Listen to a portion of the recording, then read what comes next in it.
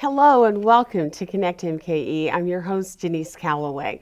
This morning, we'll learn about ways to strengthen communities from two different points of view. One is focused on protecting and preserving networks, and the other takes a broader look at strengthening opportunities in Milwaukee. Revitalize Milwaukee is a free service that helps homeowners stay in their homes while stabilizing neighborhoods. It offers free home repairs in Milwaukee and Waukesha counties to individuals who qualify for services. Joining us now is Lynnea Katz-Petted, Chief Executive Officer of Revitalize Milwaukee. Welcome and thanks for being with us this morning.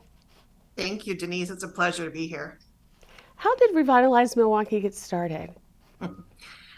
You know what? I am the beneficiary of a bunch of really amazing individuals who wanted to bring a service to Milwaukee. So they got it started in 2000. And since then, we have added staff. So I was the first staff member in 2005. And then we've been growing ever since. So the need in our community has been great. It has never been greater. And so we've been working around the clock for the last 22 years trying to provide great services to our community and help people in need. What kind of services does Revitalize Milwaukee provide to homeowners who need assistance?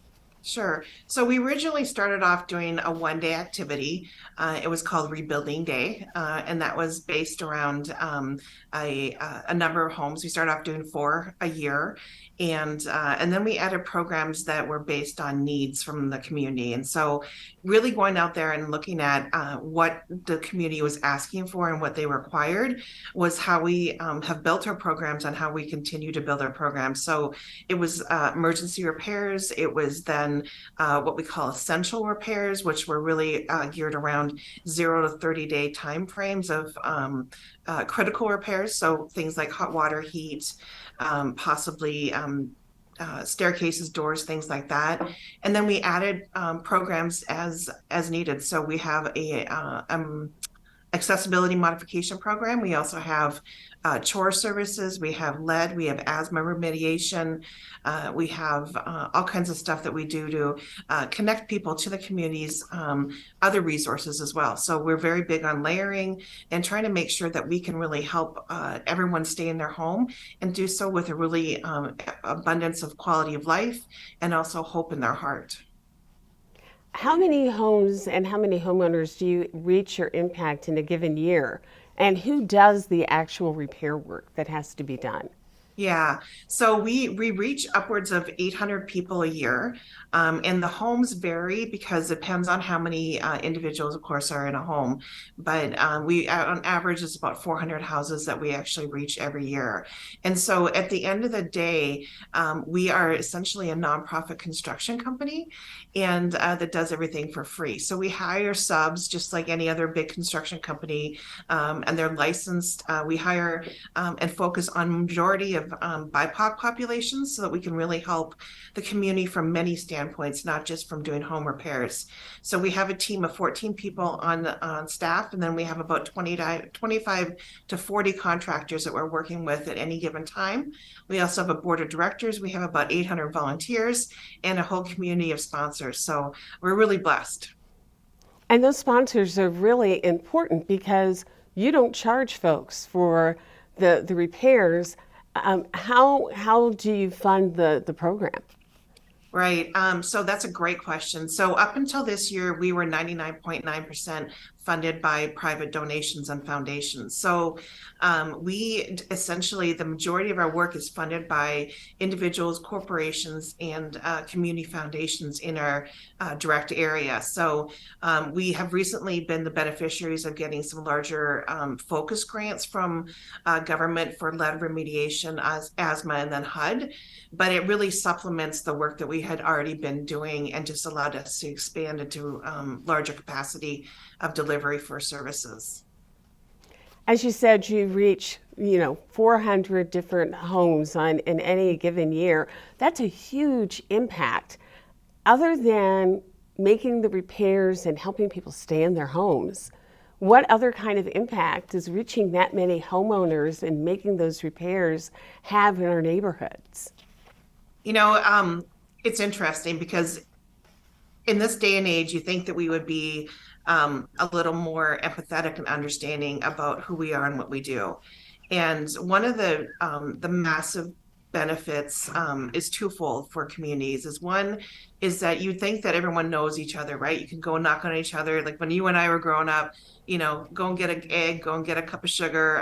That does not happen anymore. And sadly, people are pretty much confined to their house, and sometimes physically are confined to their house because they have no ability to get out. So the massive outreach that we do in these neighborhoods really connects neighbors to each other in a very unique and powerful way. And then that then translates into their ability to relate to one another. And it also brings back hope. One of the biggest things that people can't live without is hope. And we saw it through COVID. We saw it through a variety of different inflictions that have been brought into our community for many, many years. And when people can sense that there's an opportunity for something to be different for them, then they react differently. And it is a privilege and an honor to be able to help the neighborhoods. And one of the biggest things I think that we really take pride in as a team is that we are looking to do it with the neighbors. We're not looking to tell them what they should have or they should do.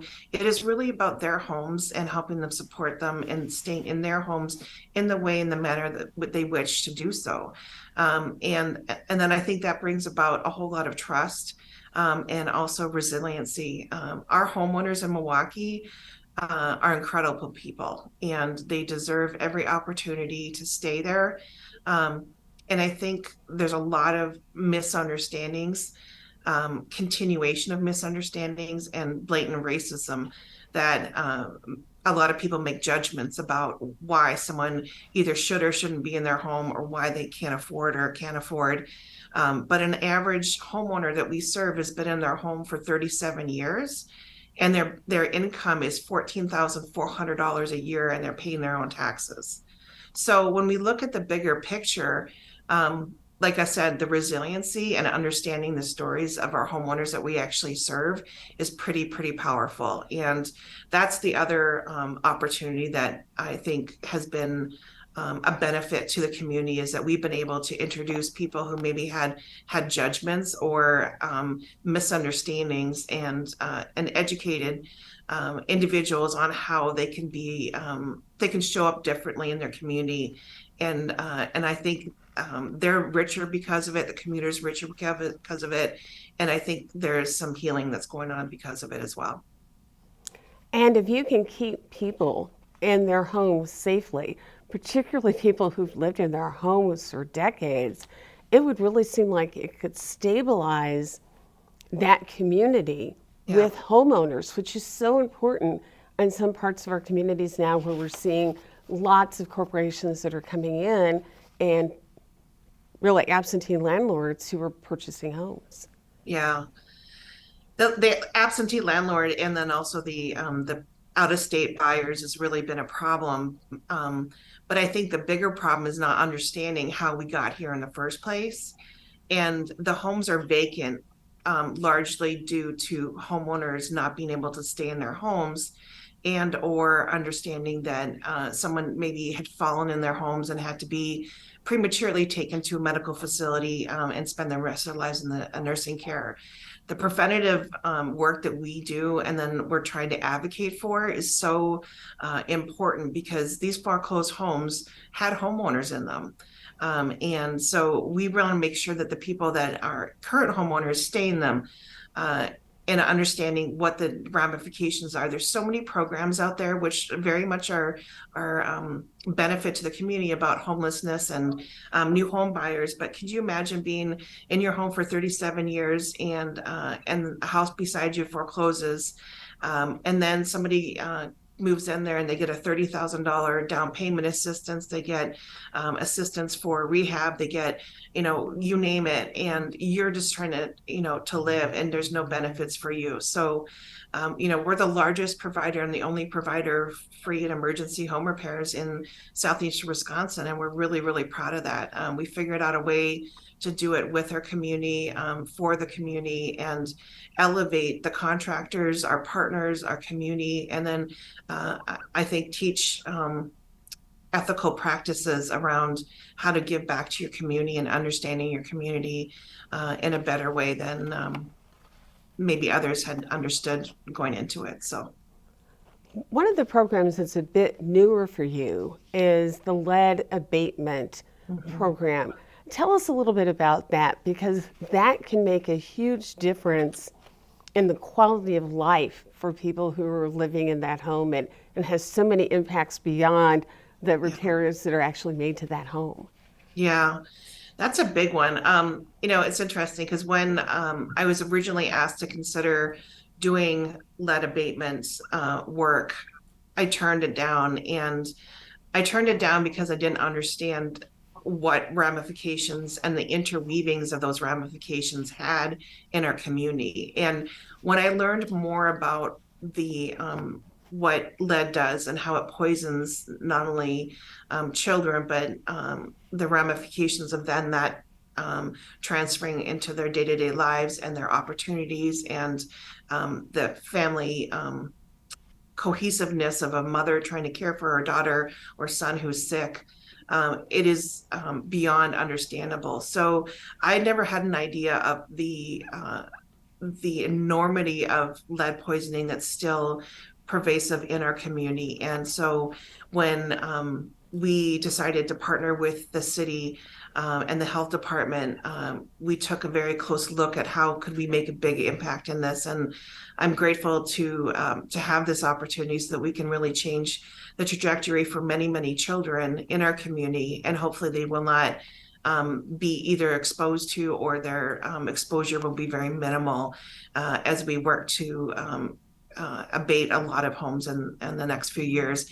It's a huge process. And so, as much as I think, it's been around since 1978, since it was been banned, and it feels like nothing's been done. So we are looking to do 200 homes in these next couple of years, but we're going to need a team of people. We're going to need a lot of support, and we're going to need a lot of training in the process in order to make that happen. But we're ready and willing, and we just signed our contract last week, so I'm super excited. And we have our first planning meeting tomorrow morning at 9 a.m. So we're ready to go. Well, you're ready to go. You're doing really great things at Revitalize Milwaukee, and we thank you so much for being with us. To get more information on Revitalize Milwaukee, including on qualifications to participate, visit the website at freehomerepairs.org. Up next, we'll look at how efforts to increase diversity can result in stronger organizations and communities. Stay with us.